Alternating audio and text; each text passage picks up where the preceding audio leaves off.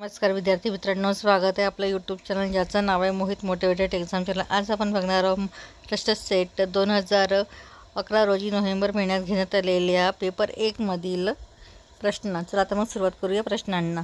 प्रश्न क्रमांक 11, परिकल्पना म्हणजेच हायपोथेसिस तयार करण्यासाठीची पूर्वपीठिका यात असते। पर्याय आहे उपलब्धता, साहित्य आणि सिद्धांत, मुलाखती, प्रश्नावली, निरीक्षण। तर याचा चूक उत्तर असणार आहे पर्याय क्रमांक ए, उपलब्ध साहित्य आणि सिद्धांत।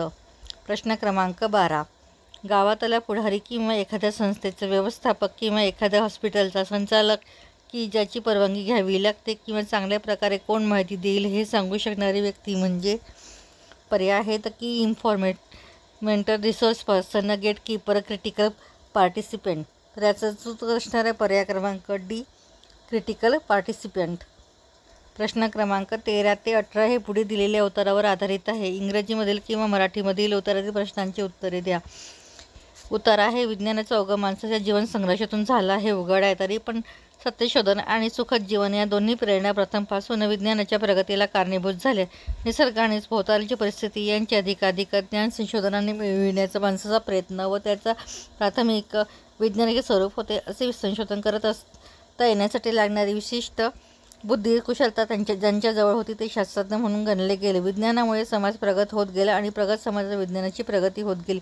म्हणूनच विज्ञानाच्या इतिहासाचे विहंगमावलोकन केले तर साधारणतः 3 स्थूल अवस्थांची प्रगती झाल्याचे दिसते। एक पौर्वात्य संस्कृतीतील विज्ञान, दुसरं आहे पाश्चात्य विज्ञान आणि तिसरं आहे जागतिक विज्ञान। जेथे जेथे संस्कृतीचा विकास झाला तेथे तेथे विज्ञानाची प्रगती झाली। जेथे कारण हे परिणाम आणि परिणाम हे कारण ठरते। विज्ञान पाश्चिमात्यांची निर्मिती आहे हा समज पौर्वात्यांचा अज्ञानाचा आणि त्याहीपेक्षा न्यूनगंडाचा परिपाक आहे। पूर्वेकडील अतिप्राचीन संस्कृती शास्त्रज्ञांची किती प्रगती झाली हे ते पुरेसे स्पष्ट नाही। 1854 ते 55 साली झालेल्या उत्खननातून सुमेरियांचा बॅबिलोनियन संस्कृतीवर प्रथमच प्रकाशझोत पडला।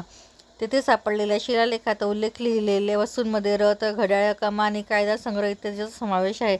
सॅम्युएल क्रॅमर या पुरातत्वशास्त्रज्ञाच्या मते सुमेरियन संस्कृतीतील निदान 27 ऐतिहासिकदृष्ट्या प्रथम हिस्टॉरिकल फर्स्ट अशा गोष्टी उजेडात आल्या। सुमारे 6000पेक्षा अधिक वर्षापूर्वी बॅबिलोनियन, नंतर मेसोपोटेमिया, आता इराकमध्ये 50,000 ते 1,00,000 वस्तूंची एरिडो, उरक, उम्मा इत्यादी मोठाली वैभवशाली शहरे होती। अशी प्रगती आवश्यकता विज्ञानाशिवाय अशक्य होती। इजिप्तने तर आतापर्यंत काळावर मात करणाऱ्या पिरॅमिडचा चमत्कार घडविला। भारत आणि चीनमध्ये संस्कृतीने त्यावर 4 पावले पुढेच टाकली होती। कणाद ऋषी इसवी सन प्रारंभींनी भारतीय अनुवादाची मांडणी केली। आर्यभट्ट यांनी इसवी सन 500च्या सुमारास पायचे मूल्य 3.1416 आणि सौरचा काळ 365.58 दिवस म्हणून ठरविले। पृथ्वी सूर्याभोवती फिरते, ती गोलाकार ह्या गोष्टी आर्यभट्ट यांना ज्ञान होत्या। चीनमधील पंडितजन विज्ञान क्षेत्रात फार प्राचीन काळापासून जागरूक होते। कागद आणि छपाई या चीनच्या जगाला अतिशय मोलाची देणगी आहेत। अरबांनी खगोलशास्त्र आणि गणित यामधील प्रावीण्य प्रगट केले।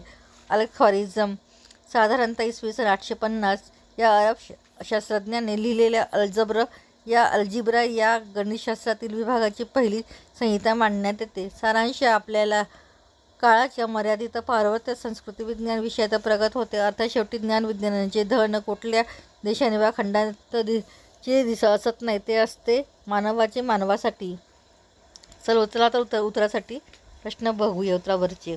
प्रश्न क्रमांक 13, मानवी जिज्ञासाच विज्ञानाला चालक देणारी ठरली। त्याच्या जीवनात आलेली सुखावता हा नंतर दुय्यम परिणाम होय। पर्याय आहे पूर्ण विधान चूक, पूर्ण विधान बरोबर, पूर्वार्ध बरोबर, उत्तरार्ध चूक। पूर्ण विधान बरोबर हे अचूक उत्तर असणार। त्यानंतर प्रश्न क्रमांक 14, पाश्चिमात्य त्यांनीच विज्ञान निर्माण केले ही समजूत होण्यास लेखकाच्या मते पुढीलपैकी कोणते कारण नाही। पर्याय आहे पौर्वात्यांचा न्यूनगंड, पौर्वात्यांचे स्वतःच्या इतिहासाबद्दलचे अज्ञान, अतिप्राचीन पुराव्यांचा अभाव, पाश्चिमात्यांकडील ऐतिहासिक पुरावे। त्याचा चूक उत्तर असणाऱ्या पर्याय क्रमांक डी, अतिप्राचीन पुराव्यांचा अभाव। प्रश्न क्रमांक 15, विज्ञानाचा विकास व संस्कृतीचा विकास या दोन्ही गोष्टी परस्परावलंबी आहेत, तसेच परस्पर प्रेरकही आहेत। पर्याय आहेत पूर्ण विधान चूक, पूर्ण विधान बरोबर, पूर्वार्ध बरोबर, उत्तरार्ध बरोबर. तर याचा चूक उत्तर असणारे पर्याय क्रमांक बी, पूर्ण विधान बरोबर. प्रश्न क्रमांक 16. बॅबिलियन संस्कृती पुढीलपैकी कोणत्या बाबतीत प्रगत होती असा पुरावा नाही. पर्याय आहे वास्तू, रचना, तत्त्वज्ञान, प्रशासन, कालमापन. तर याचा चूक उत्तर असणारे पर्याय क्रमांक बी, तत्त्वज्ञान. प्रश्न क्रमांक 17. ज्ञान विज्ञानाचे धन सर्व मानवजातीचे असते असे म्हणण्याचे कारण. पर्याय आहे काही काळाने ते सर्व लोकांपर्यंत पोहोचवते. संपर्क साधने वाढल्यावर ती मर्यादित ठेवता येत नाही. त्यावर व्यक्तीचा स्वामी व हक्क सांगता येत नाही. शेवटी ते मानवी बुद्धीने मिळालेले ज्ञान असते. तर याचा चूक उत्तर असणारे पर्याय क्रमांक बी, संपर्क साधने वाढल्यावर ते मर्यादित ठेवता येत नाही. प्रश्न क्रमांक 18.